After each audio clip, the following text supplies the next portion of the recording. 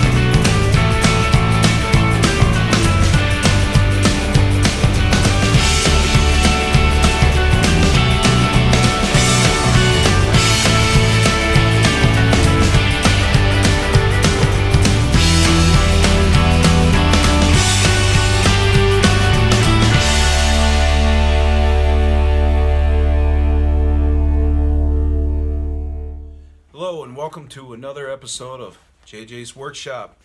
Today I'm going to be covering on something that it took me a little while to learn, and that is working with veneer. Veneer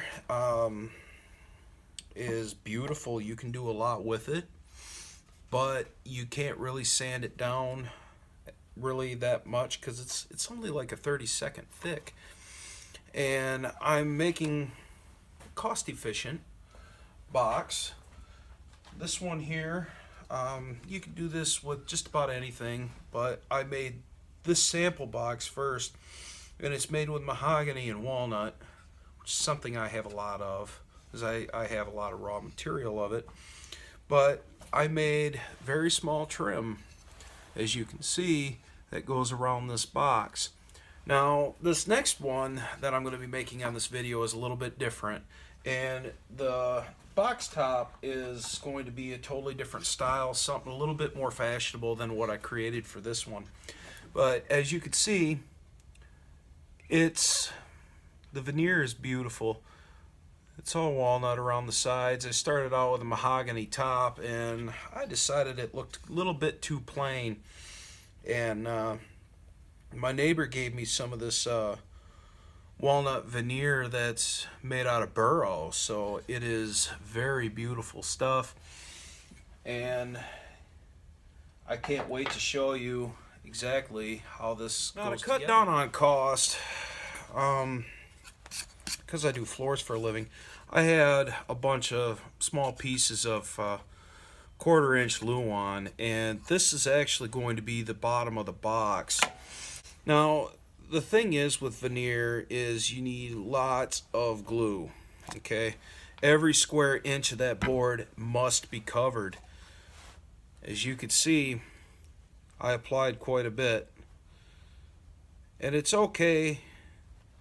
The more the better. You just don't want to oversaturate. You don't want it puddling. You don't want bubbles or anything like that underneath, and I might have applied maybe a little bit too much. Now the sides on this box will go around the edges to cover up the Luan plywood, because we don't really want that to be seen.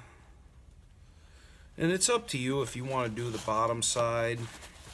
I know for me, I'm not even going to bother. I cut this about 1/8 to 3/8 too large for the project anyways, because once I'm done applying the veneer and sanding, I can actually cut it down to size. So this is the piece that I'm using. Obviously, look at it in the light, see which side looks better to you, and the side that looks better to you, put that side facing up so it's not in the glue, okay? Now what I like to do is I like to use a scrap board, flip this upside down, and put it just like that, okay? So you got your board exposed and it's pushing down against the veneer. And what I typically do is I clamp it. Glue's oozing out. No big worries, you know, just wipe some of the excess away. Have like an old blue shop rag or something laying around so you can kind of wipe your fingers off.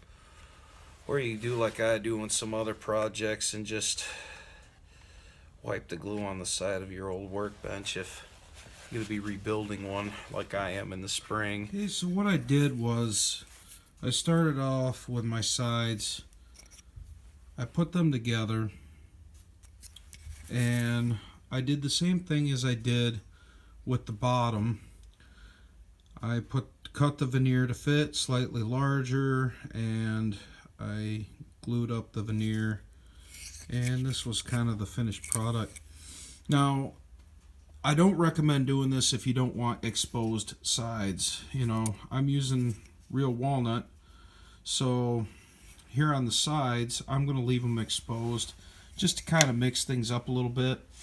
But I've started gluing this up. Now this is part of the process that's actually going to take the longest, because you can only really do one side at a time, and each side's got to set for a couple hours before you can really do anything with it.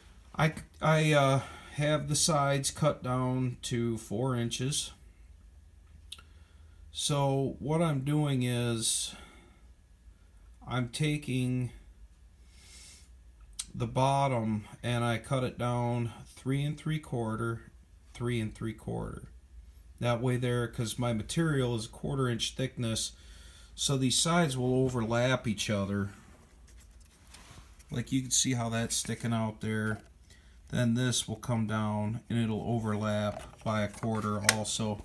And I'm building it so the sides cover up the exposed end. Like this is exposed. Now it's not. Yeah, so that's kind of how this gets started.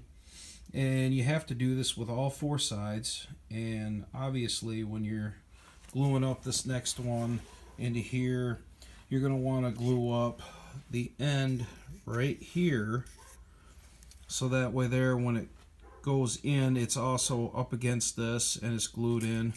Plus you have to glue down this ridge right here on the side, so that way there it's also adhered to the bottom. Alright, so now I've finished this box up. I've left these ends exposed, just I guess for unique purposes. I don't know. If you don't want to have these ends exposed, what you do is you build the box first, and then what you do is you glue up your veneer and attach it to the box as a solid box. And again, use a flat board to apply even pressure on this so that this will dry flat and smooth. Now inside here I've added 2 of these fern strips, about 3/8 wide. They're just there because I made, I guess you could call it a flush mount top, and basically all this top does is it goes in, there's a little bit of play in it so it can come out. You don't want it too tight because then it just does not come out very easily. But what I did was I made my top, I cut it to size, and then I glued up my veneer, added my veneer like I showed you in the beginning of the first part of the video. It's the same process all the way through this for doing veneer. Use a flat board, smear your glue, make sure every square inch, every little piece is covered in glue, and then clamp it. Put a big board on it so it helps sandwich it flat, because that's the key to your success when you're using veneer, is it has to be perfectly flat. Now, keep in mind when you're sanding this, use a very fine sandpaper. I'd say the heaviest I've used so far is a 120 grit, and that's just to smooth things out, and it seems to work really, really well. So I will show you in a minute how we're going to install the handle for the top of the box. Okay, so what I did was I figured I had to go 1 7/8 to reach center on this top from side to side. That's how I found my square. And you can pretty much use any type of small knob or whatever that you like or see fit. But I to drill out the hole for the screw to go into, and it was a little tighter, so I just used my cordless to drill it up through, and then I added my knob. So that's what this product looks like, and I'm gonna go ahead and put a finish on it really quick, and we'll see the finished product. Okay, so what I did here was I had some stock strip. Instead of milling my own, I had some of this laying around, so it was a little easier. I 45'd the corners, made like a picture frame type deal. And what's going to happen here is the box will be glued centered and glued like so. Of course, it's kind of what it looked like, but it just gives it a little trim, and then I'll oil rub that, of course, so it matches up beautifully with the box. Okay, so I just finished up the project. As you can see, that's what it looks like from the bottom. From the top, you see it leaves a little bit of a ledge going all the way around.